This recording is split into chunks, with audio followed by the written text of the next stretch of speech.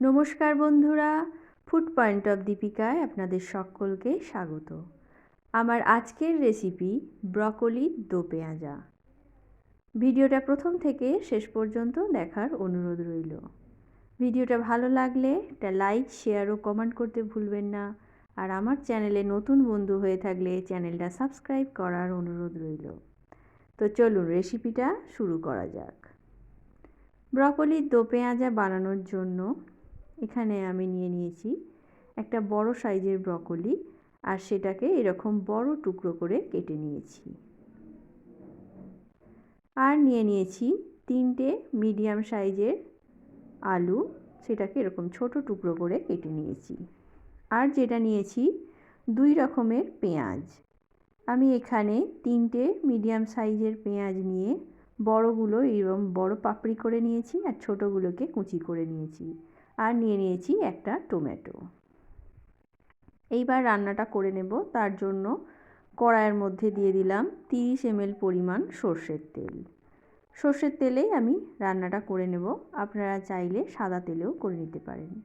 এইবার সমস্ত আলুর টুকরোগুলো দিয়ে নাড়াচাড়া করে আলুটাকে গোল্ডেন ব্রাউন করে ভেজে নেব।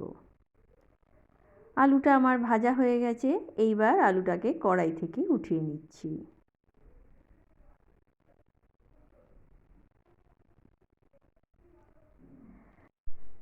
কড়াইতে এখন অনেকটা তেল আছে। এতটা তেলে আমি ব্রকোলিগুলো ভাজবো না, আমি ব্রকোলিগুলোকে সেলো ফ্রাই করে নেব। তাই কিছুটা তেল আমি তুলে রাখছি, এটা মশলা ভাজার সময় কাজে লাগবে। এবার তেলটাকে কমিয়ে নিয়ে এই তেলের মধ্যে আমি ব্রকোলিগুলো দিয়ে দিচ্ছি। দেওয়ার পর এটাকেও হালকা লাল করে ভেজে নেব। এই সময় গ্যাসের ফ্লেমটাকে হাই টু মিডিয়ামে রেখে এটাকে ভেজে নিতে হবে।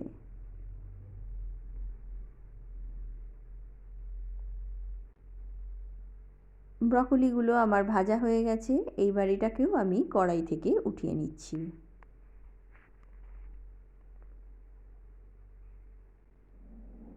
এইবার যে তেলটা আমি তুলে রেখেছিলাম সেই তেলটা এর মধ্যে দিয়ে দিলাম, আর দিয়ে দিচ্ছি হাফ চামচ পরিমাণ গোটা জিরে, দিয়ে দিচ্ছি 4 ভাগের 1 ভাগ হিং পাউডার।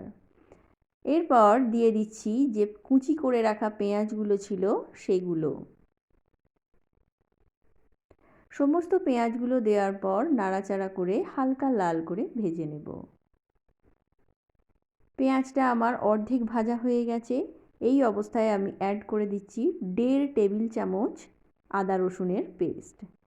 আদা রসুনটা দেওয়ার পর ভালো করে কষিয়ে নেব যতক্ষণ না আদা রসুনের কাঁচা গন্ধটা পুরোপুরি চলে যায়।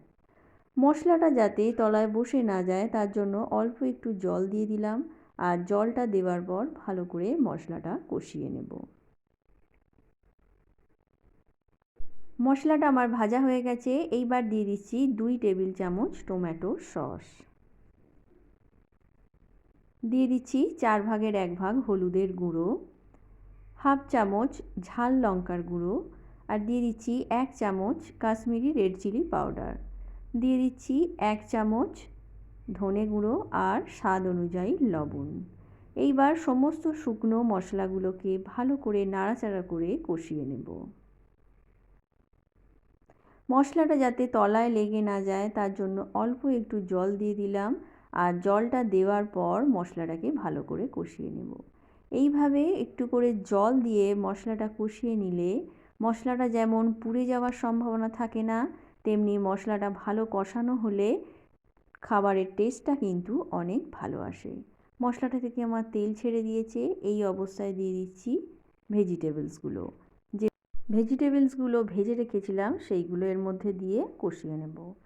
আরও মিনিট 2 সময় ধরে এইভাবে নাড়াচাড়া করে কষিয়ে নেব।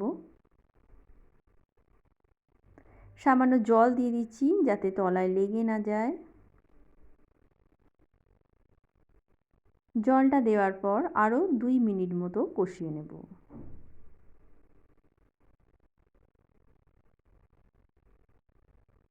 আমার এটা ভালো করে কষানো হয়ে গেছে।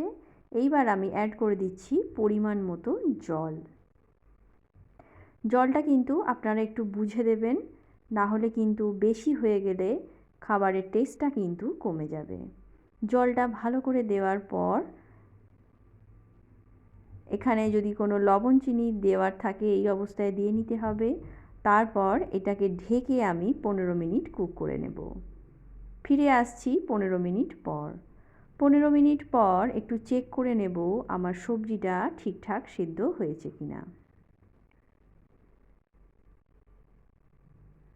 আলুটা আমার খুব ভালো করে সেদ্ধ হয়ে গেছে আর ব্রকলিটাও ভালো করে সেদ্ধ হয়ে গেছে।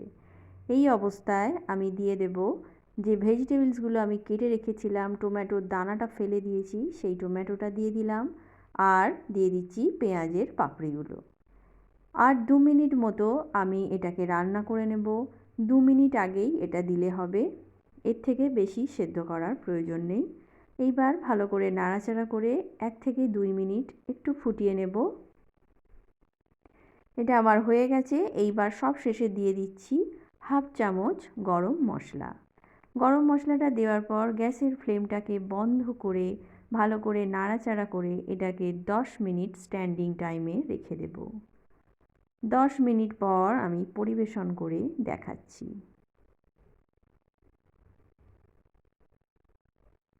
তো বন্ধুরা, আজকের ভিডিওটা এ পর্যন্তই।